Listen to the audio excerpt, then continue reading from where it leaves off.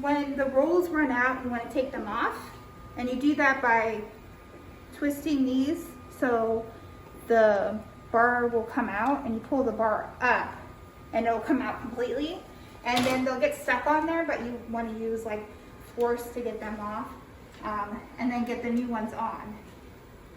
And when you get the new ones on, you might want to like pound it a little bit on the ground with it on there partially, because you'll be able to get it on part way, and then you can pound it on, and then you want both sides to be almost the same, because that way it's more even, and then you'll adjust the tension so it doesn't flop out or it's the same on the other one. And then this tension might need to be adjusted as the roll gets smaller. When you're putting the rolls on, you want the dull side to be facing up.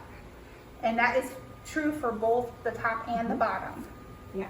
So as it goes through, the dull side should come together, and the shiny sides will be on the top on each side.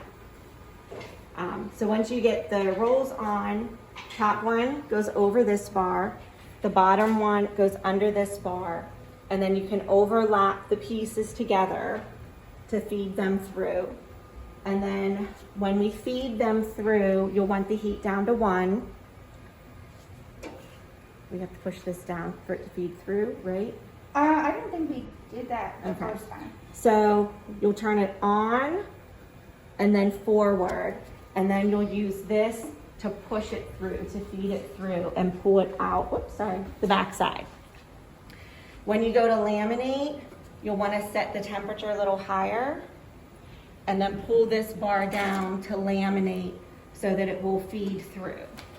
One of the other important things is to make sure in the back that you have good fallout. You want to make sure that this is falling straight down. He had said if you wanted to, we could even use like clips on each side to add a little bit of weight to kind of pull it down. The two most important things that he said: dull sides are together and good fallout in the back. So when this comes out in the back, it almost is either you have to have one hand over here pushing it in, and then other hands over here making sure it's coming out. You want to make sure both sides are coming out when you do this. If one of them doesn't come out, then turn it off and then pull from this side. Don't cut it or anything. Pull the rollers from the top and bottom so these get pulled back through, and then they don't stick. Then you can try it again, because sometimes it could take another try to make sure both of these are coming through. And you can see they're not stuck together because we didn't use a high heat. You don't want to use the high heat until you're actually laminating. And then you can push it down like that, and then make sure that it's laminating. And then it'll come out more. But if you don't see both of these, then something's wrong. So then you should start over.